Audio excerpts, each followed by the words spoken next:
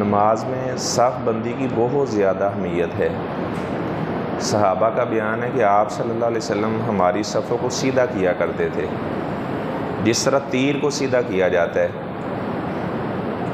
اس طرح حضرت عمر رضی اللہ تعالیٰ عنہ جب نماز پڑھانے کے لیے آتے تو وہ لوگوں سے کہتے استووا برابر ہو جاؤ، صفیں برابر کر لو۔ میں عشاء کی نماز پڑھ رہا تھا تو ایک آدمی اس کا وضو ٹوٹ گیا تو وہ چلا گیا، تو مجھے حدیث یاد آئی، آپ صلی اللہ علیہ وسلم کا فرمان۔ اب ظاہری بات ہے، ایک بندہ اگر درمیان سے نکل گیا ہے تو ہمیں چاہیے کہ ہم اس جانب آ کر مل جائیں۔ آپ صلی اللہ علیہ وسلم نے فرمایا، من واصل صفا واصلہ اللہ، جو صف کو ملاتا ہے اللہ تعالیٰ اسے ملائے۔ ومن قاطع صفا قاطعہ اللہ، جو بندہ صف کو کاٹتا ہے اللہ تعالیٰ اسے کاٹے۔ تو یہ آپ صلی اللہ علیہ وسلم نے آپ نے فرمایا کہ وہ قدم اللہ تعالیٰ کو بہت زیادہ پسند ہے جو صف کو ملانے کے لیے اٹھایا جاتا ہے۔ تو اگر درمیان میں سے کوئی آدمی نکل گیا ہے تو امام والی جانب یعنی ساتھ مل جانا چاہیے۔ اچھا، بعض بھائی نماز پڑھتے ہیں تو ان کے پاؤں یوں ہوتے ہیں، حالانکہ یہ پاؤں بالکل سیدھے قبلے کی جانب آپ کی انگلیاں ہونی چاہیے، یہ والا طریقہ ہونا چاہیے۔ ایسے ہو یا اس طرح اندر کو ہوں تو یہ طریقہ درست نہیں، بالکل پاؤں جو ہے نا وہ سیدھے قبلے کی جانب ہونے چاہیے۔ اور حضرت انس رضی اللہ تعالیٰ عنہ کا بیان ہے، بخاری شریف میں بھی ہے اور سنن نبی داود میں بھی ہے۔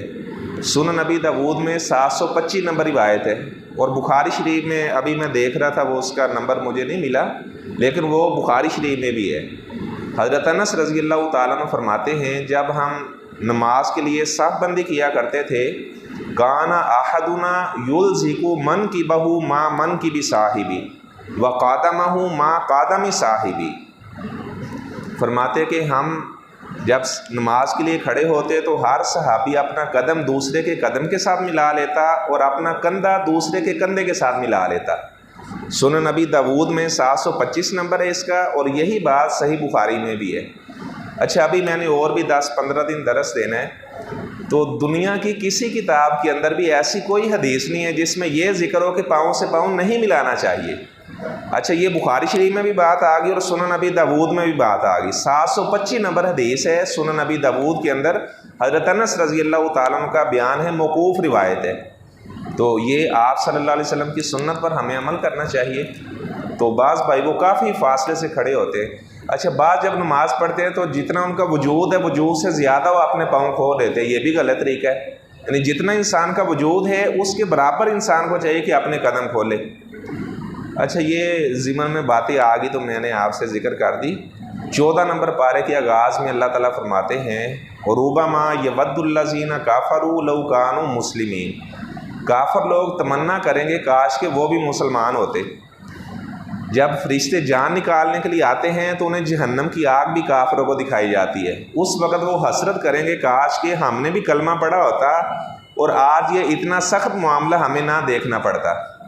بعض مفسرین نے لکھا ہے کہ جب کافر لوگ جہنم میں چلے جائیں گے، انہیں عذاب دیا جا رہا ہوگا، اس وقت وہ حسرت کریں گے کاش کہ ہم بھی مسلمان ہوتے، لیکن اس وقت ان کا حسرت کرنا انہیں کوئی فائدہ نہ دے گا۔ اور جو حالت کفر کے اندر دنیا سے مر جاتے ہیں، اللہ تعالیٰ فرماتے ہیں کہ اگر وہ اتنا سونا دینا چاہیں، زمین کے براؤ کے برابر سونا دینا چاہیں، تو پھر بھی انہیں جہنم کے عذاب سے نہیں بچایا جائے گا، انہیں جہنم کے عذاب یعنی جہنم میں داخل کیا جائے گا۔ اور ایسے لوگوں پر اللہ کی لعنت ہے، تمام لوگوں کی لعنت ہے، اور